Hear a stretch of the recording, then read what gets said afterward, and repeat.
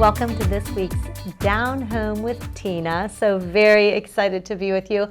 I hope that you had a most wonderful, fulfilling, filled up belly kind of Thanksgiving, and that you did not spend all your money during the weekend of Thanksgiving. And maybe if you did, then you're all ready for the holidays, and kudos to you, because that is not something that I am ready for whatsoever. But anyways, I'm just excited. I've got a great show coming up, folks. I have got a wonderful couple that are coming on, of people, that is, they're not a couple together, that are coming on in the first segment, that are going to talk about something that you can enjoy throughout each day in the month of December. So you can get a chance to see some things throughout, and get you a chance to get out and maybe walk around.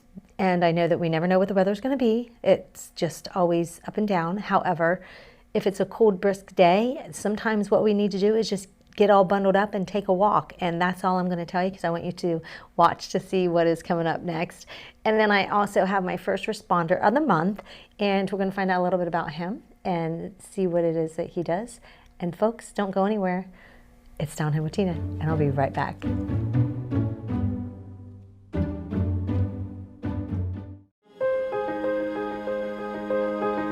Fairfield County has so many wonderful resources for those in addiction with mental health issues. There's so many great court supports to promote accountability so that there's just a positive change across the board. There's so many great interactions within all the community agencies. The Adam H. Board is wonderful at providing resources for the whole population to be able to make sure that all those barriers are met and that those needs are taken care of. I like working in Fairfield County because it provides me the opportunity to make positive change where I live. Fairfield County has a great network for veterans to help. It makes me proud that we know we take care of our veterans here. I'm kind of new to it. I've been here for about a year, but it's interesting because you get a little bit of everything. We're right here smack in between the big city of Columbus and Appalachia. So you get to work with all kinds of people, get to do all kinds of things. But my favorite thing about Fairfield County is the people. They are passionate, they are fun, they are engaged, and it's a great place to work. Community, connections, collaboration. The Fairfield County Way.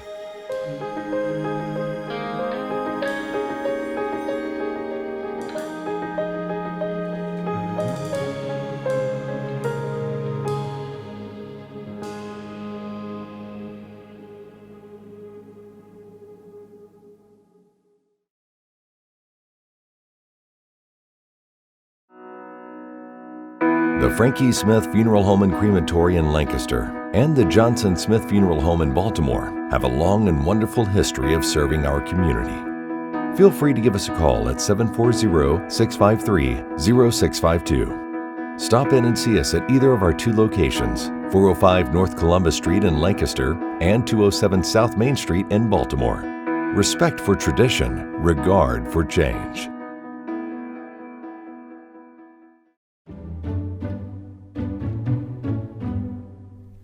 Welcome back to Down Home with Tina. I have Joseph Taylor. He is co-creator of, it is the second annual Advent Window Walk, and along with him is co-creator Jill Nihiser. So I'm so excited to have the two of you for the very first time to chat with me and just share with folks the things that you are doing.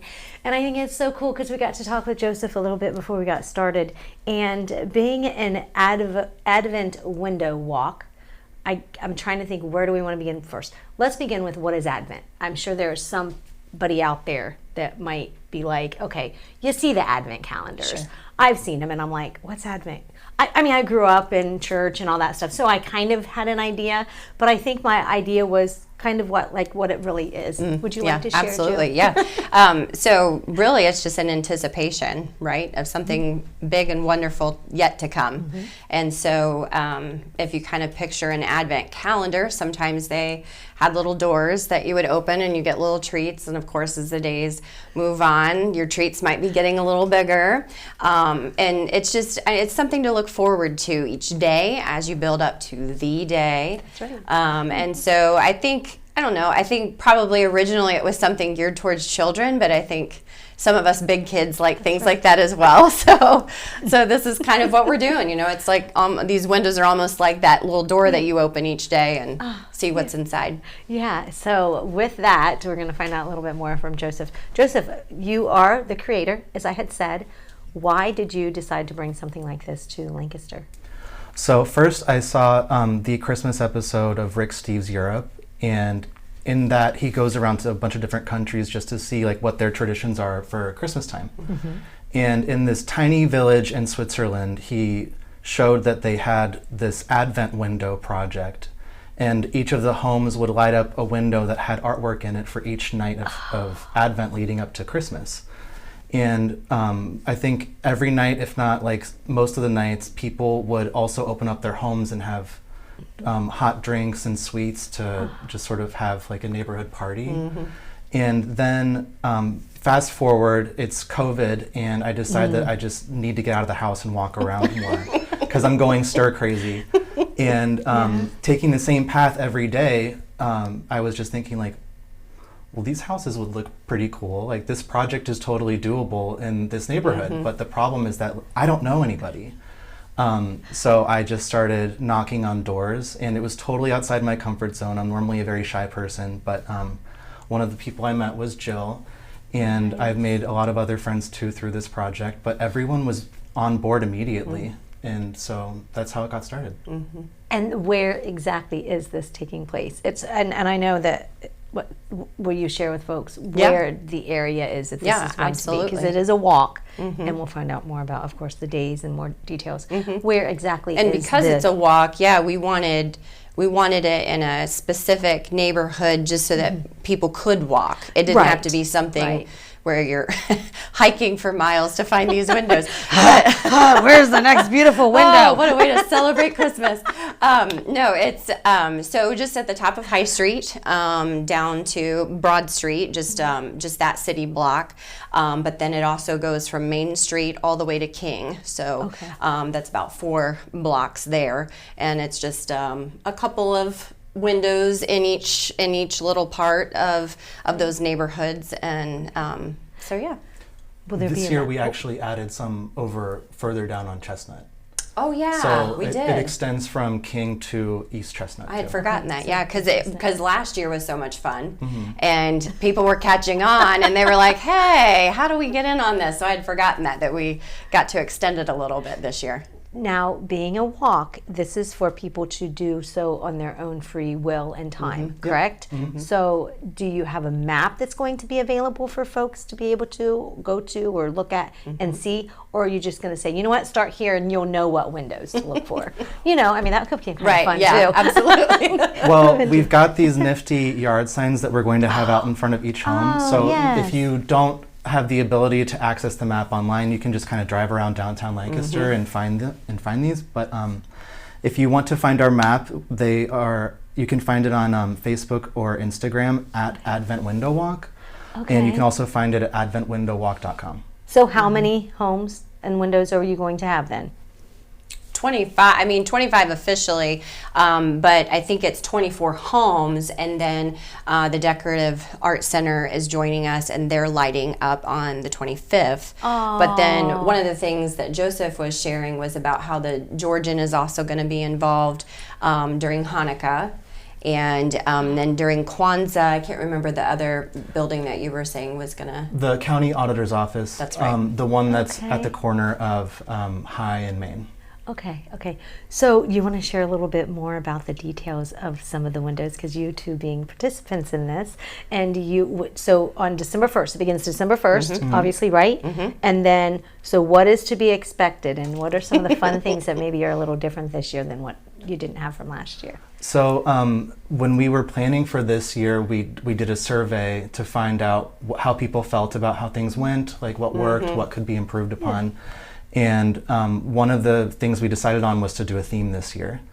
And we brainstormed, but Jill came up with the theme of Christmas carols. And I love your personal connection to to that theme? Well, it's for me, I think too, kind of what sparked our interest with the theme is last year we were just kind of making it up. None of us knew what we were doing when we first got started. And so it was, and really we've got a lot of talent in that neighborhood. And so that was kind of the things that we saw coming out. But I think we also wanted some fluidity maybe in our windows this year, just to give it a shot. And so, with Christmas carols, I don't know. I mean, it's a very festive way to celebrate Christmas. I think.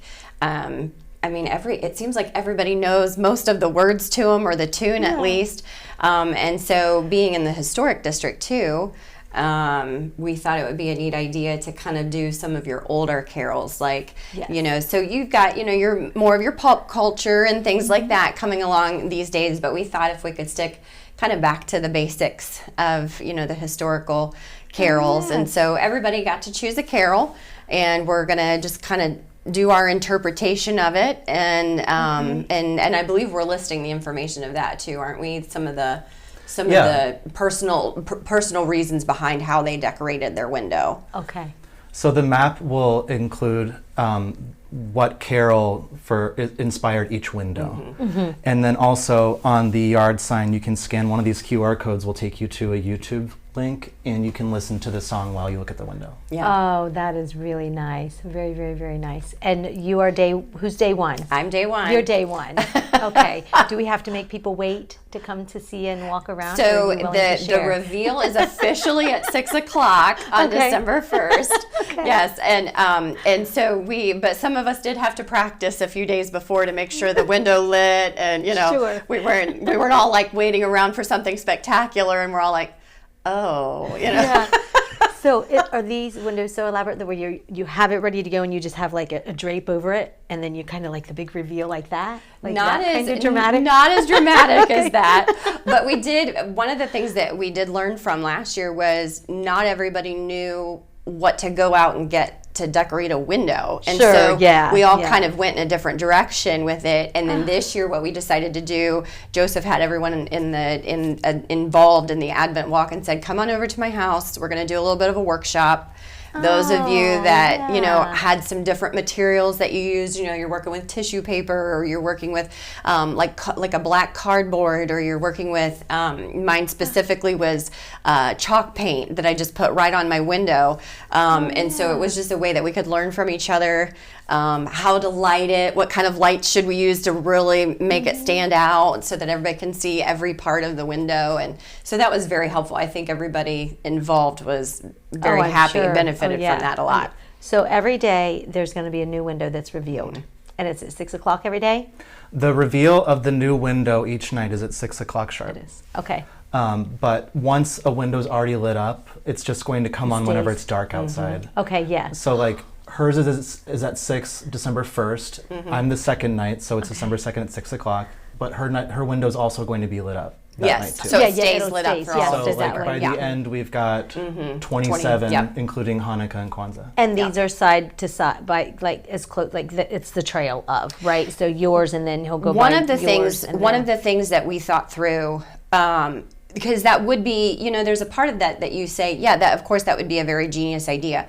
But on the other hand, the people that are all the way out on King Street, or the people that are on Chestnut, or the people that are down on Broad, we wanted to make sure that everybody knew who all was involved. And we didn't want to just, we didn't want everybody on High Street going in a line and then you kind of forget about the rest of the neighborhood. Yes. We wanted to announce, we're in, and so kind of give you the parameter first so that you can see it. So it's a little bit of a treasure hunt, you get to go around and see all of that. But of course, like Joseph said, once your window is lit, then every night you come back. So eventually you could just, even though they would be number order not correct, you could just walk around in the block and see all of them. You mentioned open houses.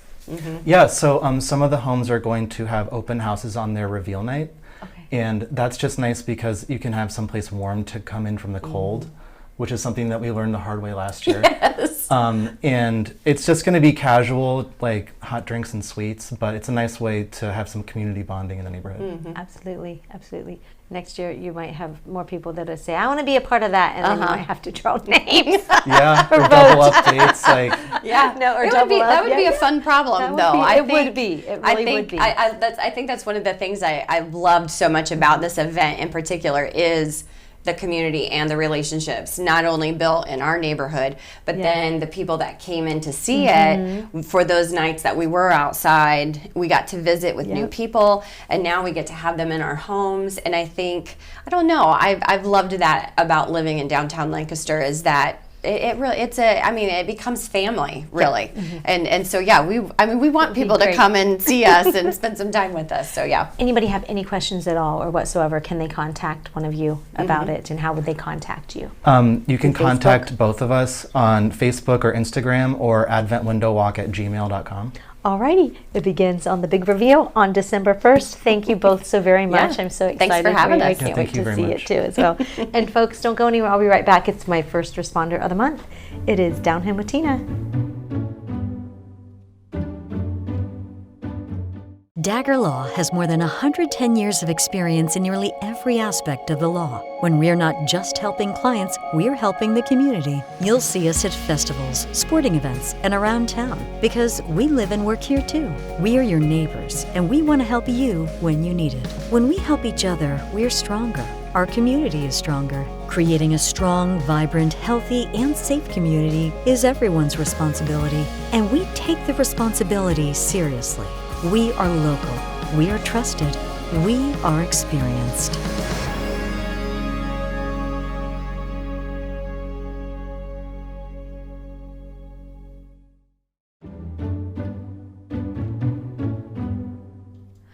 Welcome back to Down Him with Tina. This is my first responder of the month.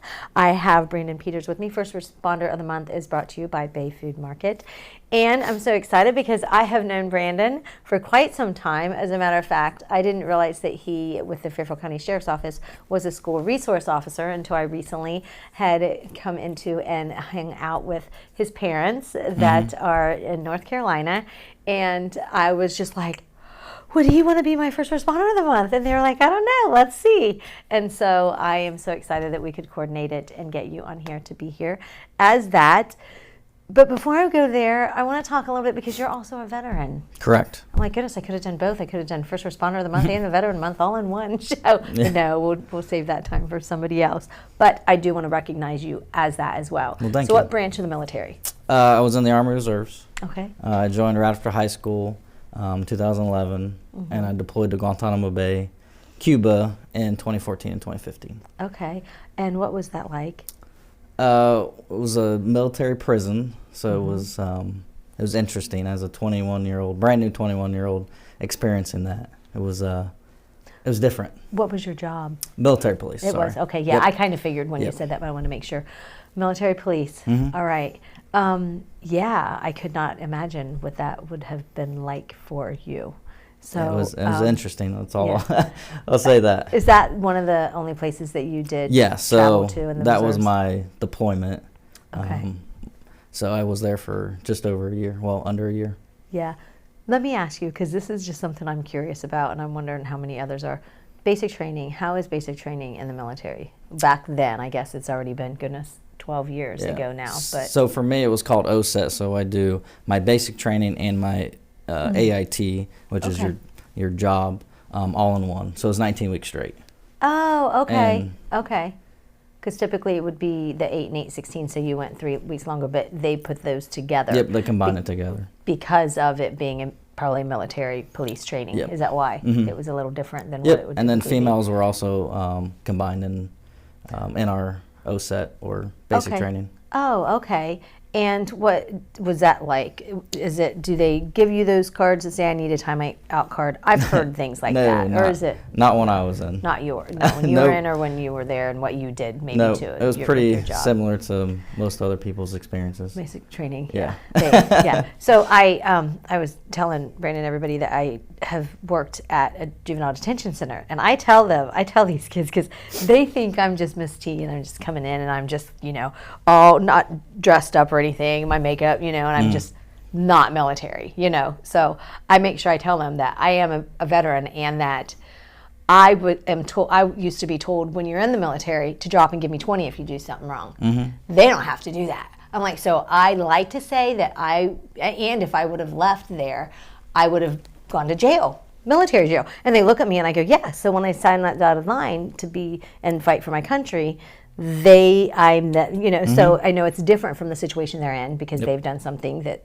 got them there, and I volunteered. But I said, other than that, the difference is I was told to drop and give 20 or 30 or 40. And these kids look at me, Brandon, and they're just like, because they don't know what to think, because they don't realize that, that is similar to, not that it is, but you know what I'm saying. I think that people, you get it though, that being in you have to follow every rule that they tell you to follow, is where I'm kind of comparing it with them. So anyways, I just go off on that tangent. So we learned a lot. I don't know, I learned a lot in the military. It made me grow up a lot. Yeah, see things a bit different. Oh, absolutely. Yeah, I came back and I was like, you are so immature to some of the guys. You probably think the same to your friends. You just see things different. But let's talk about you as a school resource officer. So you went into the military. Did you know you were going to go into law enforcement right out? So as you mentioned, my parents. So my dad worked for LPD, retired from LPD, Lancaster Police. And so I grew up in it. Kind of also always knew I was going to become a cop. You did. Always knew I was going to join the military. And I did both those things, obviously. And then as soon as I got back from deployment, I went to police academy at OU Chillicothe. And then I worked federally for DSCC, DLA police for a year. Worked as a hospital cop for about 6 months. And then I've been in the sheriff's office almost 6 years in December. So we're right there. Did you, how does it work? Do you start out at being out in a cruiser? When I started, you had to at least work 1 to 2 years in the jail. Okay. I worked 1, got out on the road, and then I applied to be an SRO, and here I am. Here you are. So how long have you been an SRO? This is my second school year. Okay. Yep. What do you think about it? I absolutely love it. Always wanted to do this job. Really? I didn't think I would be able to get it this close in my career, this early, but I love it. I say I have 700 best friends every day. Really? So really? I love it. Thomas Ewing. Thomas Ewing here in Lancaster. I went to Thomas Ewing. I went to Lancaster High School. I graduated and I'm back, and it's awesome. Really? Yep. I think that is so cool. Now, why do you see the kids as you see them? Do you think it is? I just have always liked kids. I always... do they draw to you? Or are they like easily like you? There's groups that you kind of have to work with, just kind of like you're at the detention center. Correct. Yep. You but do. Then there's some that are just drawn to me. Yeah. You just got to be able to read kids. Yeah, you do. You totally do. Yeah. I like it. And then we were talking a little earlier. I do esports, so it's an extracurricular thing. We play video games. Video games. Yep. And so Mr. Picklesheimer, me and him are the coaches, and we play Rocket League and then Bed Wars, which is a Minecraft game. And we have games every Tuesday and Wednesdays after school. How many kids are part of it? So we play 3 for Rocket League and 4 for Bed Wars. And then we have about 15 between everybody. They'll just come in and out and hang out. 6th, 7th, and 8th graders, all Correct. 3 grades are the ones that can participate in it. Yeah, and they just sign up for it? Is it all year they sign long, up. all school year? We do have tryouts. Oh, okay. Yep. How does that work? It's not about the game. It's about being a team player. So we care less if you're good at the game. We just want you to be a team player. That's very nice. And be nice. Yeah. So. I always say play nice in the sandbox together. Yes. And if you can do that, then you can be on the team. Yep. That's exactly right. So with esports, is it something you compete against one another, or are there other? We actually play different schools. Okay, you do. Okay. So Canton, a teacher from Canton, don't quote me if I'm wrong here, I believe he started it, and this is all state of Ohio wide. Oh, neat. And he runs it, and we play just online at school at like 3:30, 4 o'clock is when our games are. and we play online. Now, are some of these games things that they can do at home and try to practice Absolutely. as well? Absolutely. Yep. For them to get better at it. That and is stuff. correct. Yep. Oh, and what great relationships I would think that you are building with these kids outside of you. Or do you do it in uniform? You said you're a coach, but it depends. Do you keep it on pride? Yeah. Because I do it right after school, so sometimes I might run home and come right after school and be in regular uniform, which is nice when they see me in regular uniform too. Or I was going to say outside of uniform. Outside of yeah, uniform. it gives them that chance because they know who you are. But yeah, outside of uniform, do some of them go? They're like, at first they're like, who's that? Yeah. yeah. Yep. Because it's kind of like military when you see people. It's like, yep. What? Yeah. So your very favorite thing about being SRO is just hanging out with kids. Yeah. During lunches, I just hang out and talk to kids and eat lunch with them. Yeah, that's cool. Well, I appreciate what you do for certain because Thank you. There are a lot of kids out there that need that mentor, and you, even through the Fairfield County Sheriff's Office and doing what you do, I think afterwards, I think that it's a great, actually, I think, role model for not just those kids, but for your peers to say, if they're going to be a school resource officer, do that. Get involved a little bit more on the outside and see those different, get to see the kids in a different way, in a different form, for them to see you as a person as well, Correct. not just as the SRO. But I've just got a little bit of goodies in here. Awesome, thank you. Sugar. I actually, it's not out of your bag. I would never take out from you guys. But I guess it kind of is when I'm eating them. It's just a little bit of goodies in here. And then Ava Jewelers, there's a little gift card in there. We work together on some things. Oh, wow. And just thank you so very much. Thank you. I appreciate what you do, Brandon. I appreciate it. Yes, folks, don't go anywhere. I'll be right back. Just got my little message for the end of the show. It is Downhill with Tina.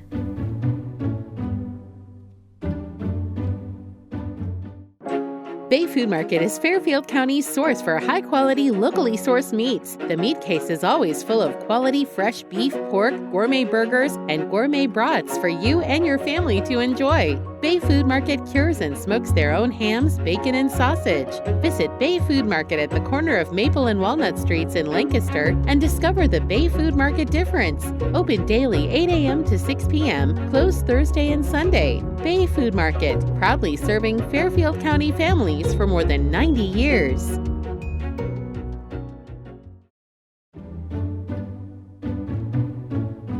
Downhill with Tina is brought to you by these wonderful sponsors. And I was so excited because Joseph Taylor gave me a wonderful little mug. It is for the Advent Window Walk. They did this last year, and I just thought, oh, it is just awesome because it's kind of like their logo thing. You walk throughout the city of Lancaster through different blocks, and you get to see the houses as a new window is presented to you at 6 p.m. beginning on December 1 up until December 25th. So I just wanted to share that because I love it. I love mugs. Obviously, I have my Downhill with Tina mug all the time. Folks, before I get out of here, I am spending a lot of time in North Carolina these days, and I was down there, and a friend had come down, and she gave me or she shared a devotional with me. And then I know of a wonderful Christian bookstore, and I'm telling you, this is the sweetest little lady. She is in her 80s, and she's had the store for many years. And if you've ever been into My Favorite Things store, there's a lot of stuff in there, and this is how, and nothing wrong with it. I love it because it's just awesome. She has, you name it, she has it. And when my friend was there and we were hanging out and we shared devotions, she had this book, and I thought, I bet I know where I can get mine. I have purchased like 4 of them, total of 5, including my own, but 4 other ones for gifts. If you like the beach, as a matter of fact, I had put it up on my Facebook page about this, and I had somebody message me, actual pastor, and say, hey, I want to get that for my wife. And I told him, and then I think you can get it on Amazon. I like to get mine because she is a local business, and I love to support my local businesses, as I think you all know by now. And with that being said, with local businesses through the holidays, I hope that you will consider stopping in at our local businesses and giving them some love by spending some of your money there. But anyways, back to The Beach is Calling book. It's 90 devotions for rest and relaxation, and that's exactly what it is. It is something that it reminds me to remain calm, because at the end of the day, the good Lord is there and He will keep us calm. They're just put in words. I thank you so much for watching this week. I hope you have a good one. God bless and good day.